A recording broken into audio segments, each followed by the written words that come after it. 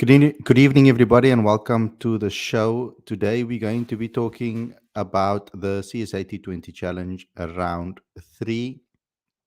It was a round of pretty close games, I would say. It was a very competitive round based compared to the previous round, the second round, which was very low scoring and a lot of uh, teams kind of capitulated in the second round of fixtures.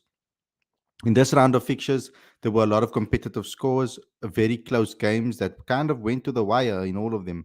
So it was a very entertaining round of fixtures, I must say. There were only three games that took place, unlike the four that took place in round two. And it was quite exciting to see these teams take on each other. Very good talent on display. Funnily, not funnily enough, but it was good for the competition as well for some of the protest players that are in the IPL to be available for this matches still. I am presuming that they will now move on and they will go to the IPL, the either flying today or tomorrow or this weekend to go through to the IPL. So I don't think they will be available for the next round of fixtures that will be taking place in the CSA T20 Challenge. So far, I think this tournament has given us positives and it has given us some negatives, but it's been a mixed bag so far in the tournament. But I think that round three was probably the best round if you take into account how close the contests were. So we will be discussing the CSA T20 Challenge and these fixtures that took place. Who were some of the top performers? Who stood out? And we'll also have a look at some of the fixtures to come over the next few days and see what will be taking place there as well.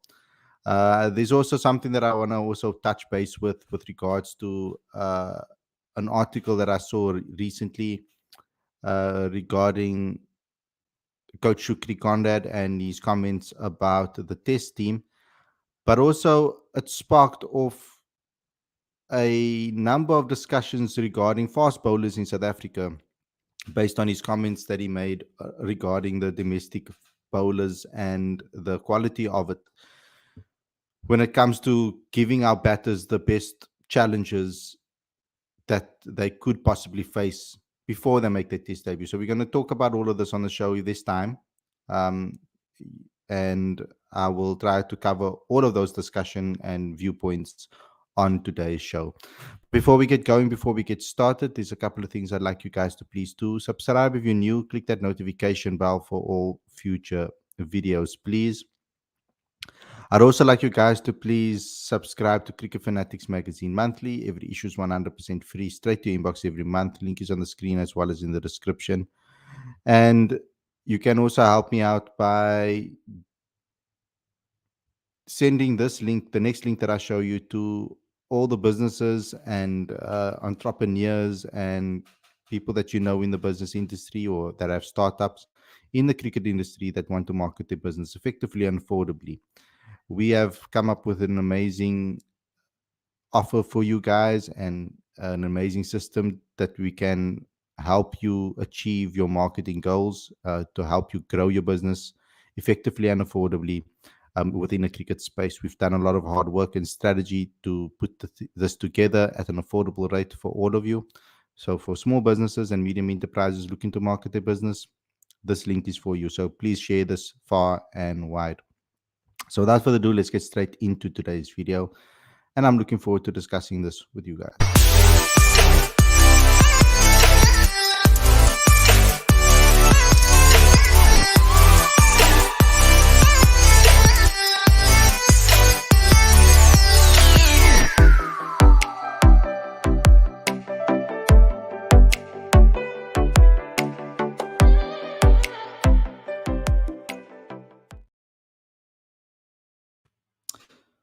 A very good evening. Welcome to Cricket Fanatics Magazine. This is your daily show. I'm your host, Khalid Moeddin. This is the show where we talk about everything that has to do with the CSA T20 Challenge. And we are trying to give you guys some nice insight to round up the fixtures of round three, to discuss what took place in the round, and as well to talk about the main performances. There's been quite a few performances that stood out in this round of fixtures. In my opinion, it's probably one of the most competitive rounds so far that we've seen. So I do believe that this is something that we needed to talk about on today's show. I went down to Newlands, and I got to witness the Western Province game against the Northwest side. And what a competitive match we got to see. So it's something that I think that we can talk about on today's show because I obviously witnessed it. So it would be nice for you guys to also comment on some of the performances that you maybe watched. We know that currently we have um, the YouTube streams that we have to cover the rest of the games. Sorry, guys, I just want to put this up.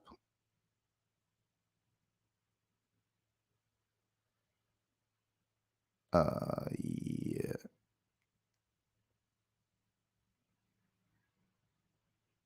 I don't know why it's okay. There we go.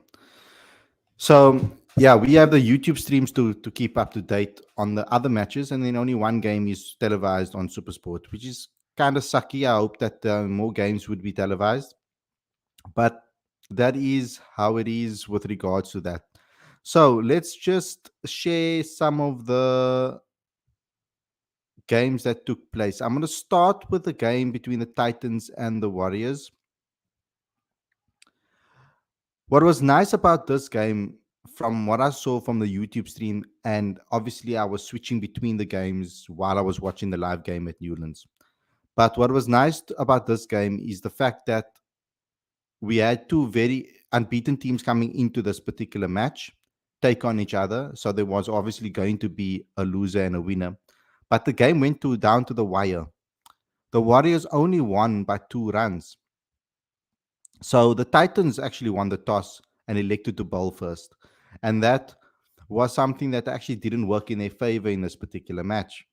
Now, Jefferson Pillay is someone that I've spoken about for quite some time now on the channel. Someone that I'm going to try and get an interview with because I'd like to bring him on the show and chat to him. But he kind of set up the innings for the Warriors with his 50 or 37 balls, and he didn't really have decent partnerships to stick around with him at the crease. He lost Bertie Bretsky, he lost Jordan Herman. But then Marco Jansen came out before Tristan Stubbs, actually, and he scored 56 of 34 balls, 4 4s and 4 6s in a magnificent display of eating. And the pair put on a decent partnership. And what was excellent about the partnership is that they took the team to a decent total of 105 for 3. And this was after 13.3 overs.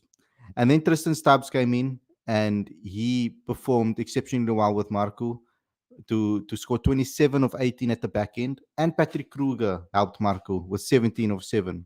What made Marco Jansen's knock obviously so special was that he went right until the end. He stayed until the end of the game at the crease and took his team to 185 for 5 after 20 overs.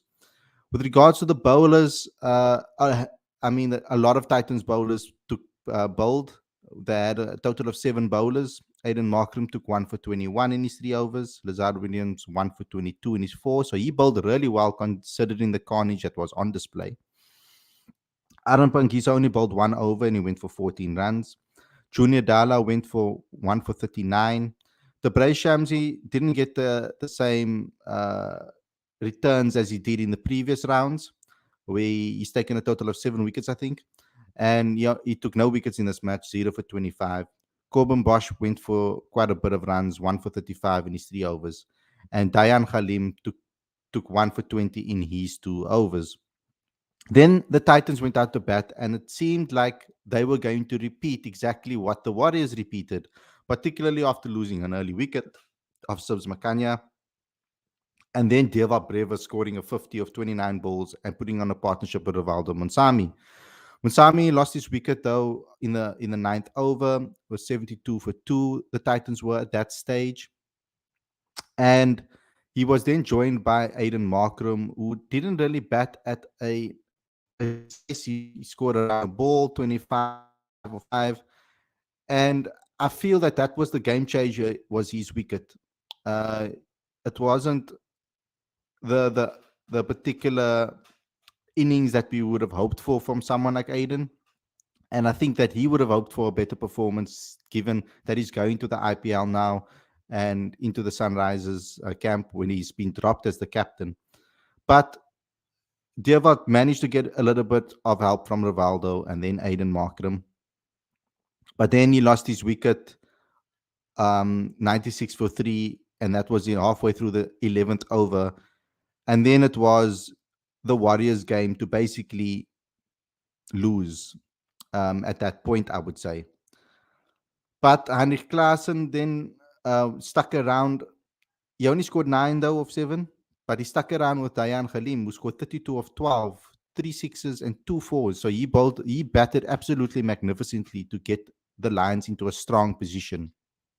But Klaassen lost his wicket, and then Aiden lost his wicket after that to leave after Dayan Khalim. So Dayan scored, it got them to 158 for 5, and then Aiden, who was just got his eye in, lost his wicket, and that was kind of their last hope.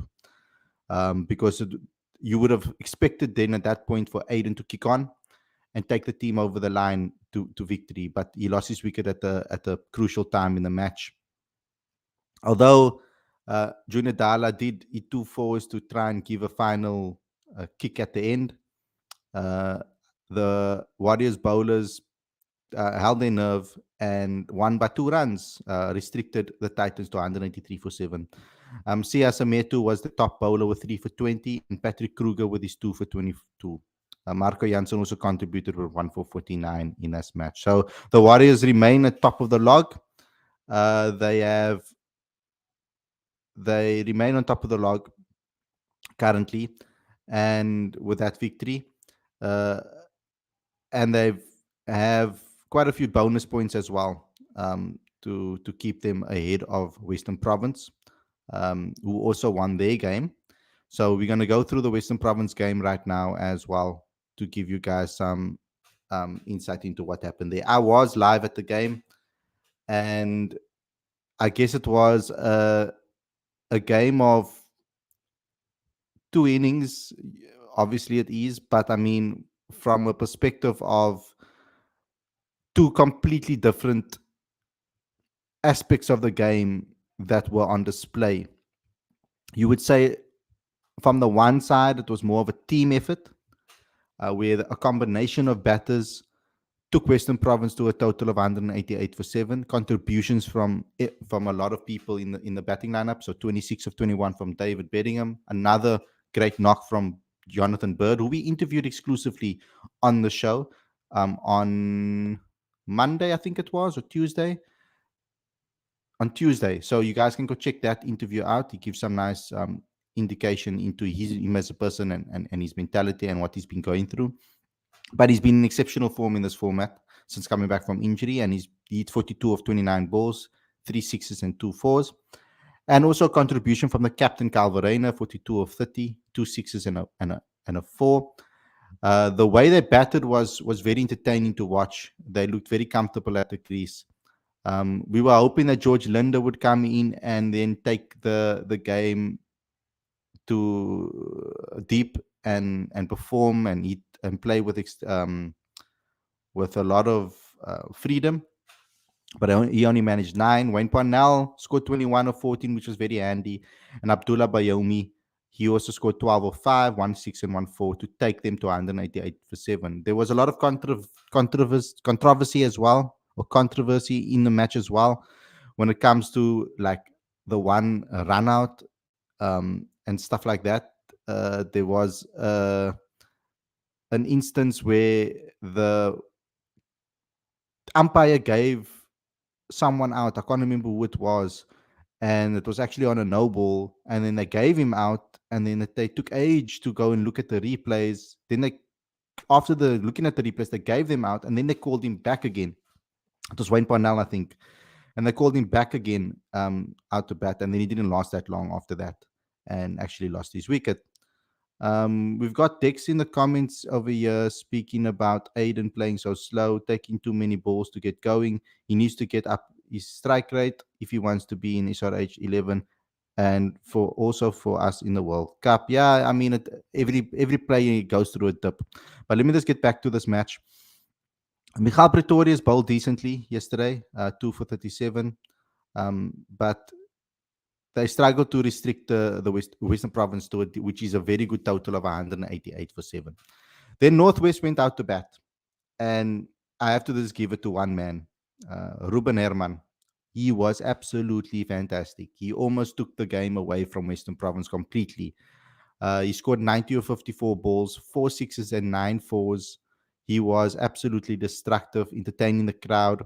And he was helped out by Reinhard van Tonde and Vian Libbe with some cameos, 34 of 23 from Reinhard and 20 of 12. But he took it very deep, Ruben Herman. He lost his wicket only in the 17th over with a team on 144 for 3. And then Vian Libbe tried to obviously win the game for his team, but he couldn't make it. And Serena Mutasami also with his 1-6 and 1-4, he also tried to strike at the end. But the Western Province bowlers held their nerve, particularly Carl Simmons took 2 for 16 at the top of the innings, which was very important. He took 2 key wickets, one of Mikael Prince, we bowled him completely. He completely rattled the youngster, uh, put him on his ass actually. So Reiner van Tonde then as well, he took his wicket too. And then Bjorn Hendricks also bowled really well. And I would say particularly at the death, you could say, middle overs and the death, he took Vian Libbe and Michal Pretorius's wicket, which were very crucial wickets, both in the 19th over to stall them on 167 for 5. And then although we had like a kickback from Senaran Mutasami, who tried to win the game for his side, they just couldn't get over the line, and Province ended up winning by 4 runs. They got to 184 for 6, the Dragons. So they now are second on the log, as you can, with 3 wins. They also unbeaten currently in this particular tournament as well. Lawrence giving some comments about the match. Lawrence saying that was a good game. Ruben Herman was really impressive. He was. Northwest shouldn't have won that game. They lacked a bit of quality at the end. The commentary has been horrible so far, to be honest. Are you talking about the YouTube streams? Ruben Herman played well. Is Nandre injured? No. And that was a little bit of a shock for me that he already left for the IPL, but the rest of the players were still playing. So I was a bit confused about that one and why he didn't play in the match. We were told that he had left for the IPL and that's why he wasn't available. But the other IPL players were all playing yesterday, so that was a little bit confusing for me. But no, he wasn't injured from what I've heard. Then there was another close game, another close encounter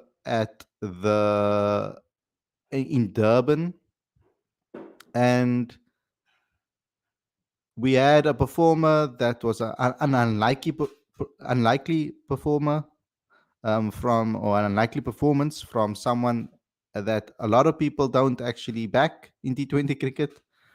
But that was Temba Bavuma. He helped the Lions post 155 while the rest of the batters fell around him. He wasn't really batting at a decent, very great strike rate, only 53 or 40 balls, 3 4s and 2 6s, striking around about 120, around about there. So it wasn't the best of performances from Temba Bavuma with regards to his performance, but he held the innings together because Rassie van der Dussen lost his wicket early, Ryan Rickelton lost his wicket quite early, and Riza Hendricks. So the informed trio never didn't manage to do what they be as destructive as they were throughout in the first 2 opening games against the Dolphins, who have struggled this tournament and haven't got a victory yet. So this is their first victory of the tournament. But Temba Bavuma held the innings together to stay there till the end. He scored 53 or 40 balls. And he got some help from Mitchell van Buren and Delano Potgieter to get them to 155 for 5 after 20 overs. There was some excellent bowling from Ukule Tele, who's been very good all season, 2 for 21 in his 4. Otniel Bartman again, 2 for 25 in his four. John Smuts, 1 for 23 in his three. Darren de Pavlon went for quite a bit. He was quite expensive for 0 for 38, coming back into the side again. Then we saw the Dolphins come to the crease and Bryce Parsons basically winning the game for them. 62 or 49 balls, 4 4s and 3 6s. And he was helped by a cameo from Jason Smith, who got 32 of 19. Grant Rulusum stuck around with him a little bit over there, you can see. And Bradley Proteus stuck around with him a little bit. Andile Pechelquayo scored 14 of 9 before he was run out by Delano Potgieter. But Bryce Parsons' performance was enough to get them over the line.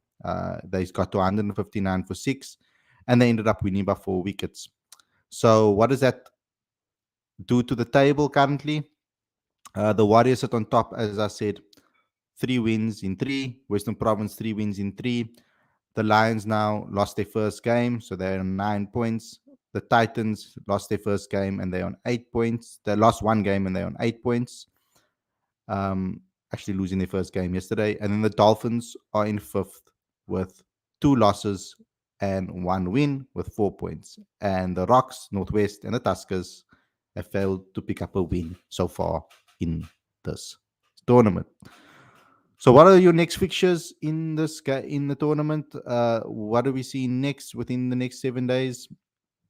Well, on the match 14 will be taking place.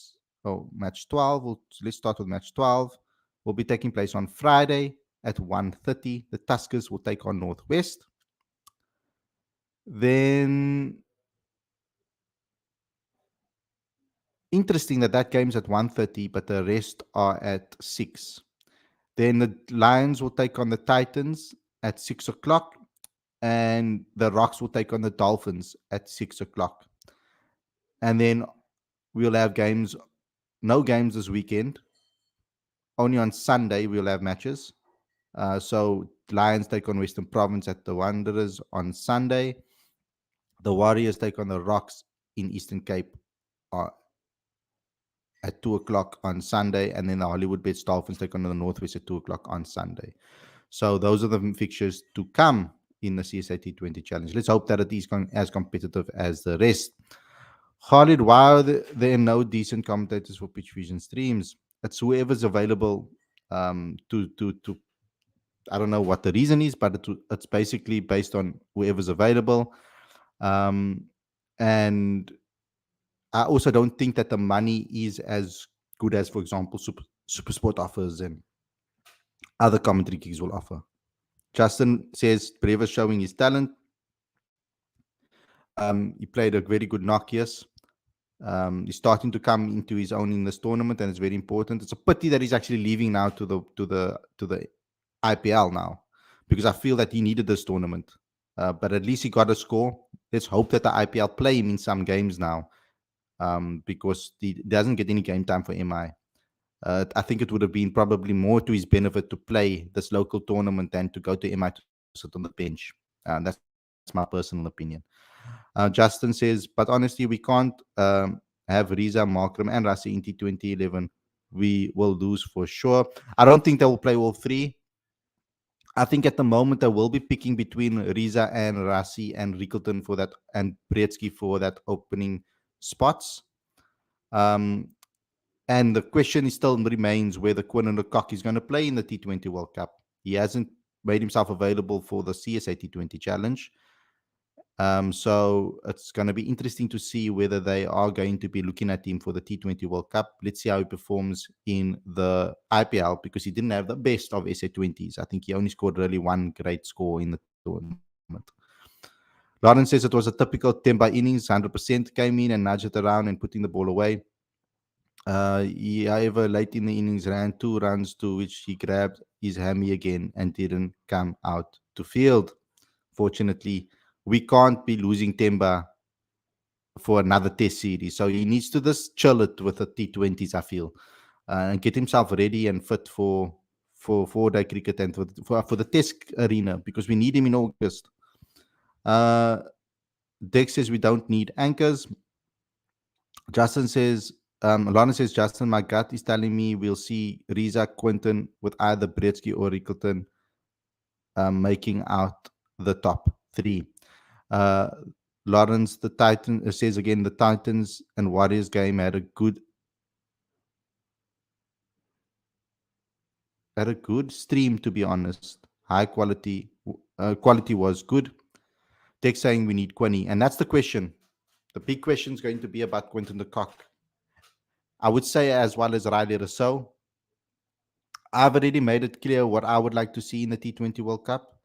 I would like to see a top three of depending on Quinny, because if Quinny is available, I'll play Quinny and Riza, and then have either Rickleton or Bretsky as a number three. That would be my choice. If Quinny is not available, then it makes it a little bit easier because then you pick all three.